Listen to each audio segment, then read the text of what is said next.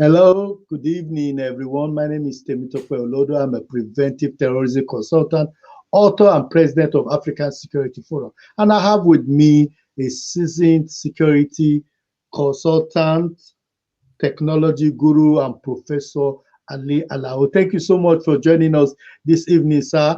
How are you today? Thank you very much for having me, Comrade Oludo.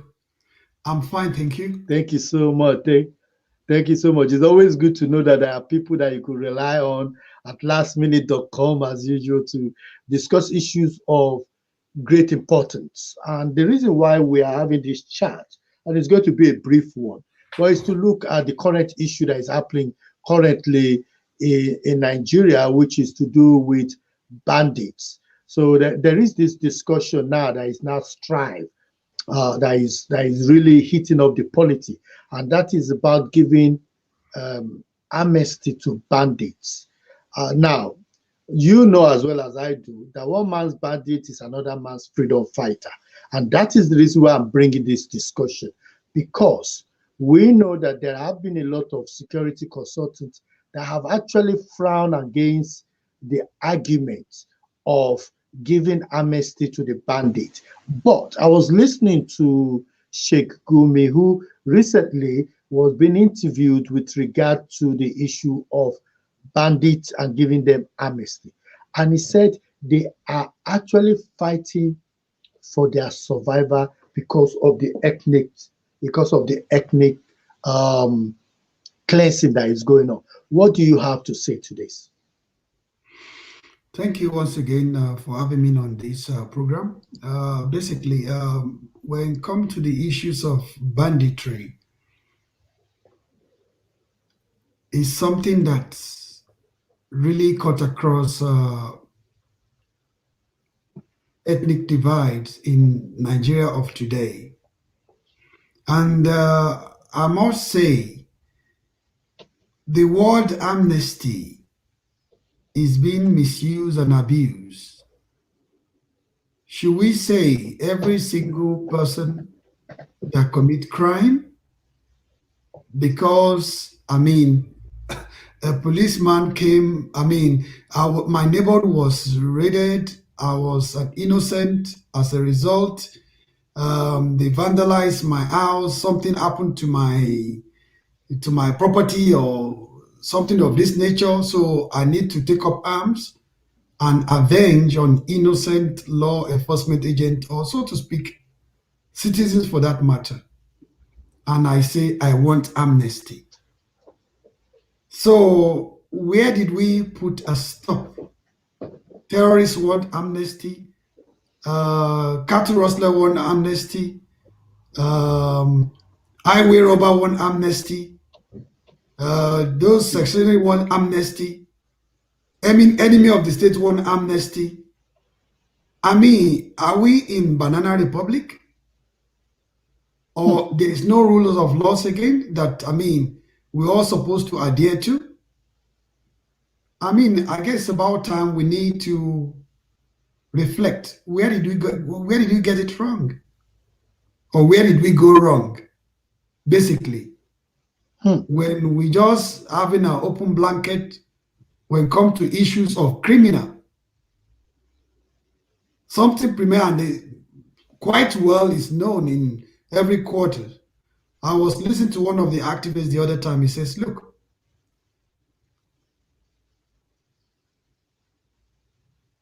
can we say now we're having government or we're having a state in a state?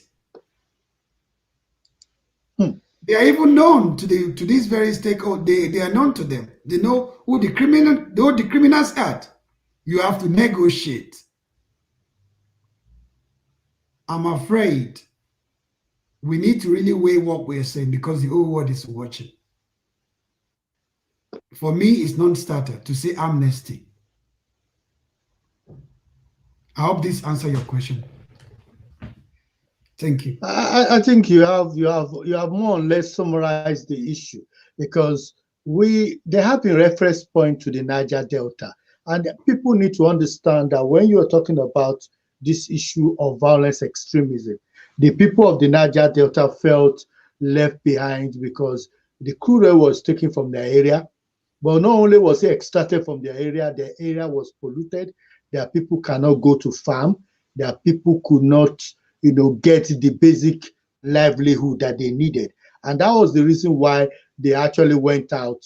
And that was the birth of the militancy that happened. And they didn't go into their own villages, killing their own people, slaughtering their own people. Because what we've seen with these bandits is they kill anybody. They're not really bothered, whether it's Yoruba, Hausa, or Igbo. There is no discrimination. There is no, they are not, we've not heard of them not kidnapping Fulanis. In fact, they rustle cattle of Fulanis and they fight Fulani. So it needs to be clear to people that are listening to us that these people don't discriminate when it comes to carrying out the activity. With Boko Haram, we know that Boko Haram will pick and select certain people. In the beginning, they were going after churches, but now they go after mosques, they go after things. But with Boko Haram, we know that they want to establish a caliphate. With this group, we don't even know what they want to establish. They are not planning to establish any caliphate. They just want to collect money. They just want to do things. And this is where the problem is. Now, I want to ask you a question. And it's a very simple question. We know that even in the UK, we have what we call the knife amnesty. And we know that even in certain countries, and even in Nigeria, there was a time when people were asked to give their weapon in exchange for cash or in exchange for money. Will you support such an initiative, which will be a blanket war across Nigeria to mop up light weapons and dangerous weapons in Nigeria, to say, if you have this particular category of weapons, you can walk into a designated area, drop those weapons, and you will get a large sum of money. In fact, I will not even mind if they're giving, say, ₦1 million. That will help to establish them, to move away from life of criminality. Will you agree to such a kind of a blanket, and if I use the word, I choose the word carefully, blanket amnesty across Nigeria for all criminalities, to say, you know what, if you have any kind of dangerous weapon, manufactured weapon, modified weapon, bring it within 3 to 4 months, we mop it up, and anybody then that is seen with weapons afterward can be dealt with. What do you think about that? Yeah, it sounds so good from the face of it, from the look of it, on the surface. But to be so naive of any government to say, well, just turn up your weapon. We're gonna give you, if we call it 20 million each, that will cause another trouble, even within. Because about now, he has weapon, or he knows someone has a weapon depot. All they need to do is to go and cause mayhem in the process of trying to what? Get money. I mean, we should all know better what it's like. Even where is there going to be a place where there's going to be zero?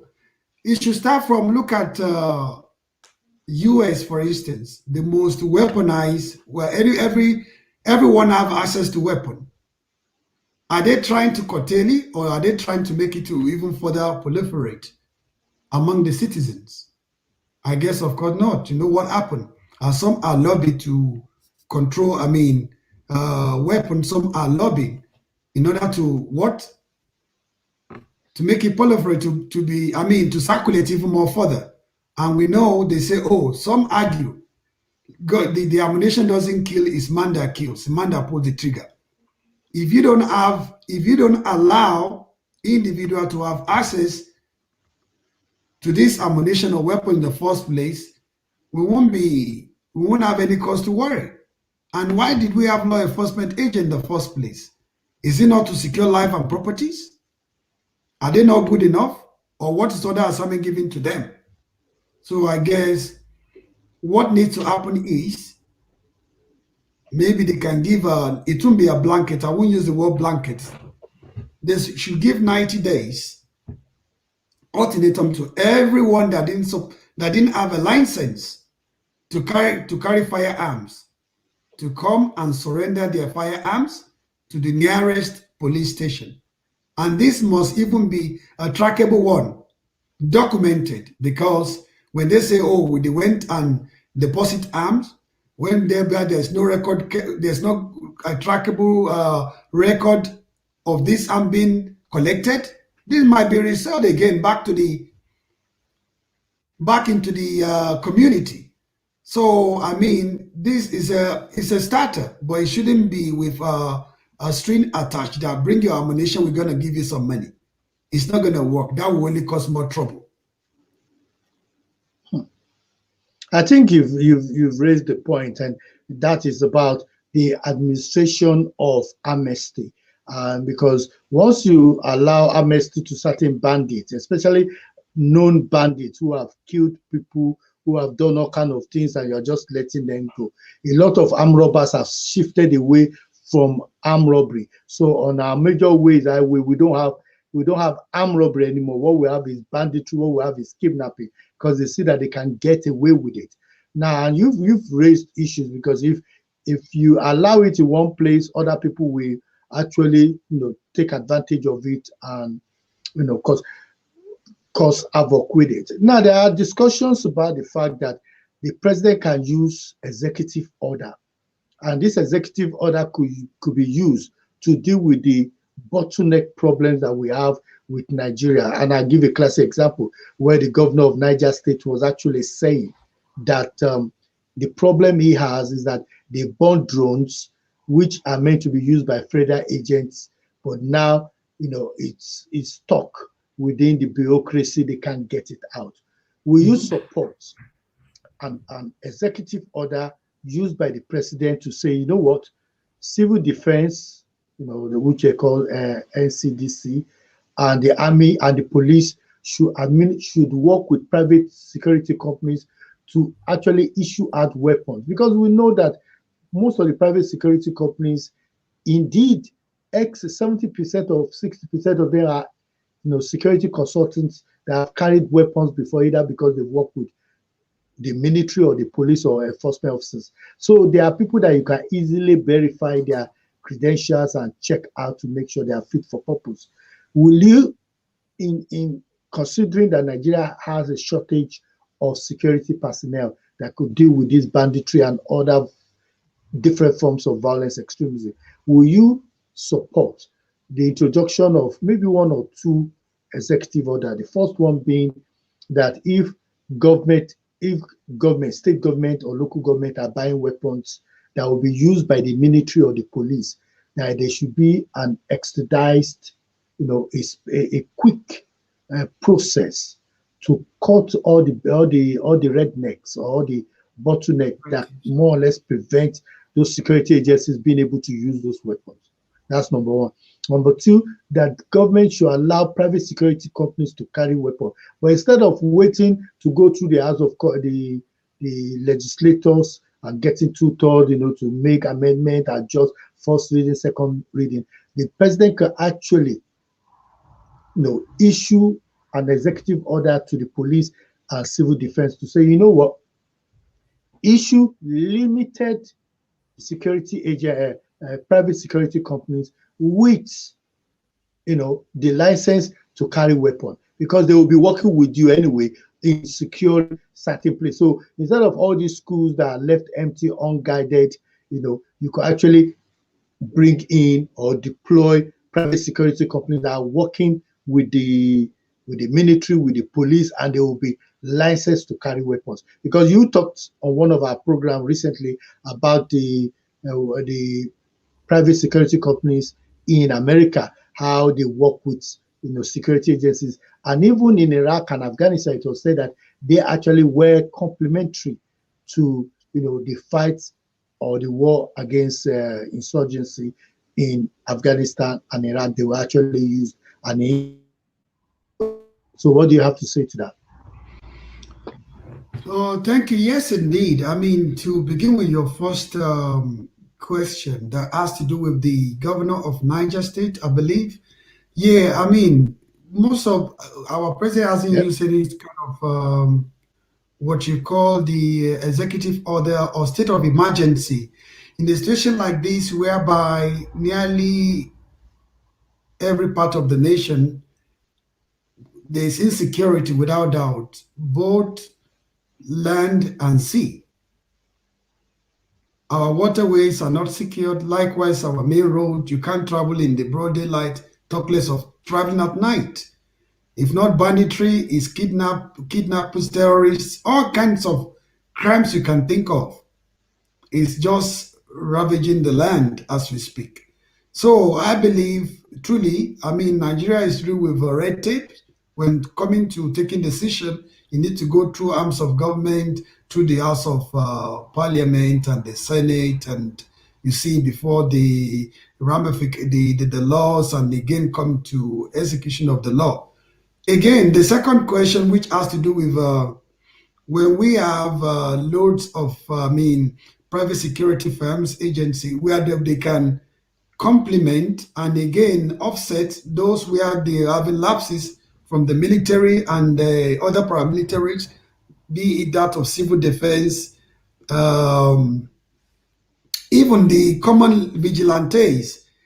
I mean, I don't know if you remember from the video that was shown to us of the bandits that came to kidnap those school kids in Niger State. They came with MPG. They came with some really sophisticated that even I doubt if our police are close in what they have in terms of armory compared to what these bandits or kidnappers or the beast I would call them came with. MPG is a sophisticated weapon that mainly can bring a whole aircraft down. And this is what they use in harassing. I mean, without doubt, I guess about time government need to kind of have a drastic measure without going around and cutting the red tape and just get the job done because it's almost getting too late now. We can't gloss it over. We can't say it's all right, it's all okay. It's not. And the world is watching. I just read, I mean, somewhere, I wasn't really, I need to kind of do a deep research whereby the Canadian government is warning their citizens in going to Nigeria that is somehow dangerous for them to go.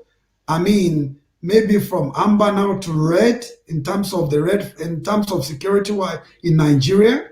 So I believe, and again, if there's no security, the investors won't come in to come and invest in your country. So as a result, it's something we need to really take seriously. This is more than just what the military alone or other law enforcement agents can do. I mean, they need a true support. Again, you mentioned something about using technology, be that of drone, that can really, I mean, look through all those deep forests whereby these bandits and terrorists might be hiding.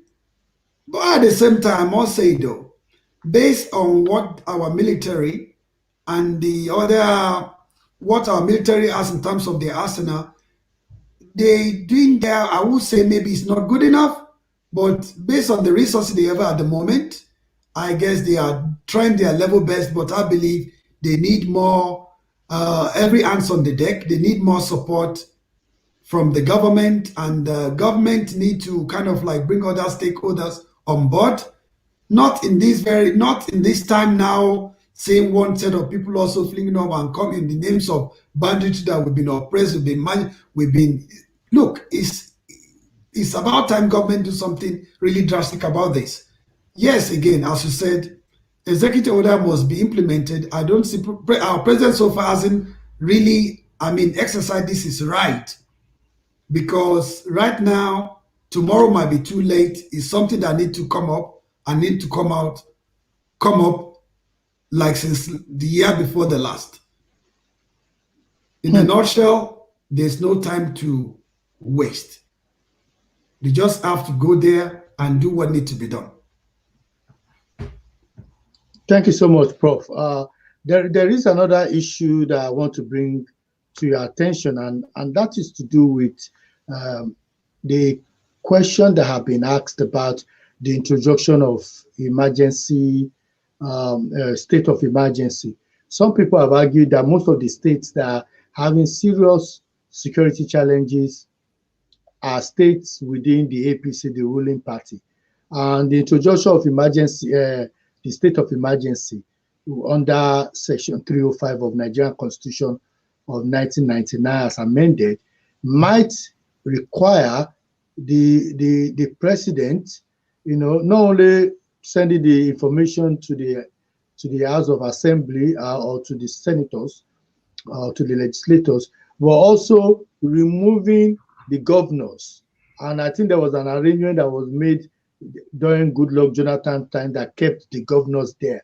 But for a state of emergency to be very effective, it needs the removal of the governor. And that might be the reason why the president might be hesitant, considering that even when he was fighting to become the president, he was saying that he would deal with the issue of security, within 3 months. And bringing in the state of emergency now might more or less show that he's weak and he cannot deal with this issue.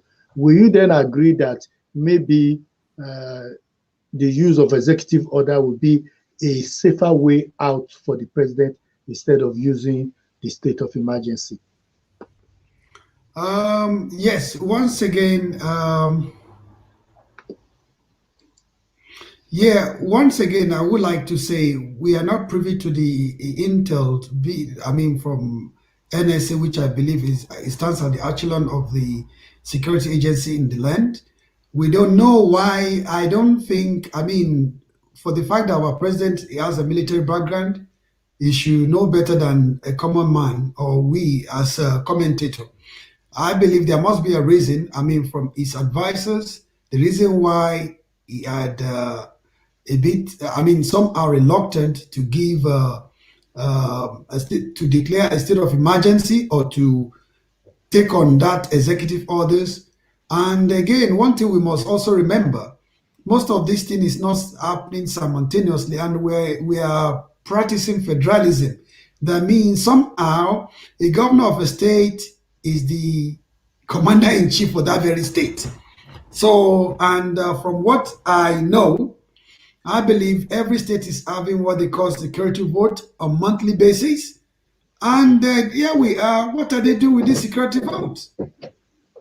Not every single incident or every occurrence we need to turn to the federal government. We have a state governor, we have a commissioner of police that also attached to the state. We have, every state somehow have the autonomy to some extent. So I believe we don't always have to wait to get a decision from the federal government before doing the needful.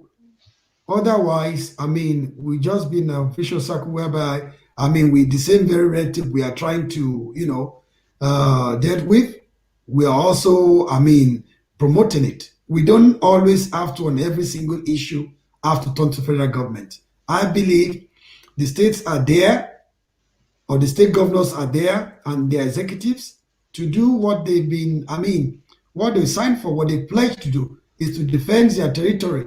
Their territory, there means their state. So it's incumbent on them. It is only when it's out of hand, they can now call on the federal government to intervene. Otherwise, I see no reason why every little things that happen or every occurrence, we don't turn to the state, but we turn to the federal government.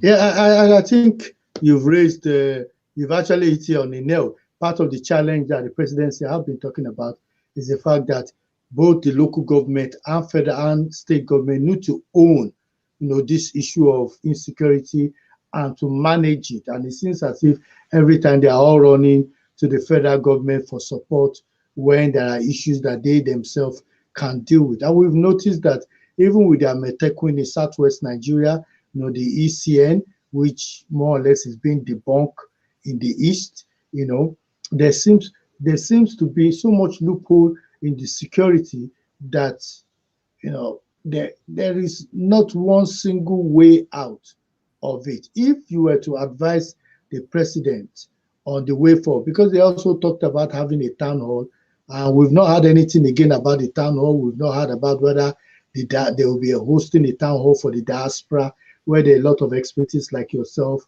that could advise from a technology perspective, and others that that are very good, in reading maps and all kind of, different agencies, intelligence. What would be your advice to the federal government if you have the opportunity? What would be your advice as we round up now in another 5 minutes? Thank you for that question. Basically, that might be a good proposition, a good startup, but one meeting with diaspora is not going to solve the problem. But again, we need to start from somewhere. Yes, I mean, look, not only United Kingdom, whereby you and I we reside, from here to Canada, America, Nigeria, we have expertise in the area of security, be that of once upon a time in the Royal Air Force, Navy, and the Scotland Yard, and other than Scotland Yard, we all have our fair share in terms of the skills and training. From here, this can be translated, this can be of benefit, a plus to Nigerian government. Having said this, are they listening?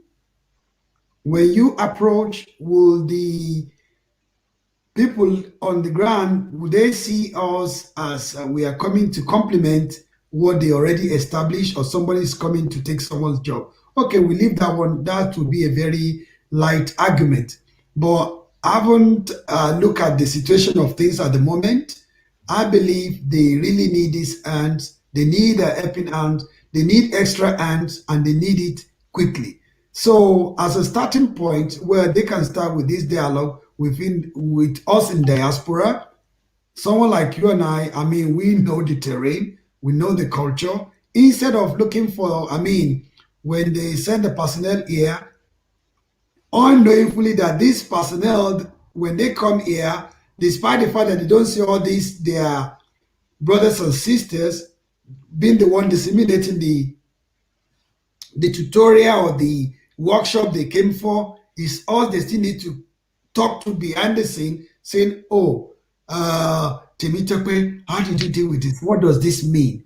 Whereby we are the brain box, but we've been covered up, we've been packaged without being presented to our brothers and sisters coming over here to come for training and the rest of it. So, as a matter of fact, I believe it's about time Nigeria need to tap into diaspora resources, because I believe from what we've done over the years, this can really translate to a robust security and a way forward for our nation at this very time moment.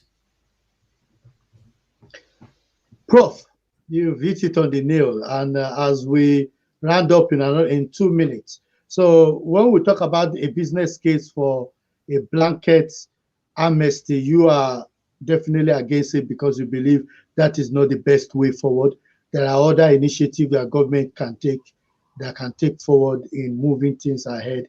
And government could use, amnesty, gun amnesty across the nation to get back all the weapons that are floating across Nigeria, and to ensure that safety and security is available, use executive order, and more or less engage with stakeholders, many stakeholders, both home and abroad, to take things forward. Thank you so much for this very brilliant time with us, Professor Alialo. And for people that are watching us right now that might be thinking, okay, how can I get in touch, with these guys and actually get involved? There are opportunities for you to come on board this program. It takes place every Tuesdays, every Thursdays, and every Wednesdays.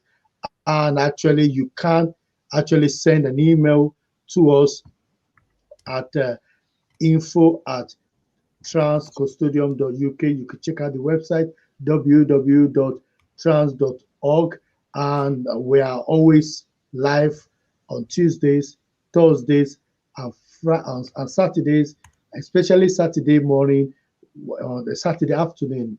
I beg your pardon. Saturday afternoon, when we hold what we call the diaspora Yoruba dialogue lounge, actually. So until then, until we see you again, have a great time. Please like this page, share this page, and look forward to seeing you very soon. And please, Prof, if you could pitch yourself in 1 minute, please tell people about how they could get in touch with you. Thank you. I mean, you can connect with me on LinkedIn. It's Ali Alao. Ali Alao is the name on LinkedIn. Or you can check our website, which is www.epromac.co.uk, or via our forum, which is ASF, African Security Forum, that cut across the whole continent Africa, from the north to the east to the west to the central Africa, both serving and veteran from all walks of military, what will I call it, personnels. They mean from military and paramilitaries are members of this ASF, African Security Forum. The true pride of Africa is ASF, African Security Forum, the gateway to African security. I hope we are going to check this website, see our activities. We are people that are really looking passionately about the security of Africa. A secure Africa is a secure diaspora Africans living in diaspora. So as a result, that should be a gateway when any of African government coming to the West, they should, for their gateways, their first stop should be ASF. ASF can give them a robust security advice, consultancy in how to move things forward in the continent Africa. So thank you, our viewers. Hope to see you once again. And I hand over to my comrade, our host, Chief Temitope Olodo. Thank you so much, Professor Ali Alao. You said it all. Please, again, the information is right there at the bottom of the platform, at the bottom of the page. Strolling, info at Africa Security Forum.uk.co.uk. It should be, and if you want to send us an email, it will be info at Africa Security Forum.uk. Until we meet again, I say au revoir. God bless you. Any nice time. Say gobe, and let's use all the African language. God bless you all. Bye. Sanjima.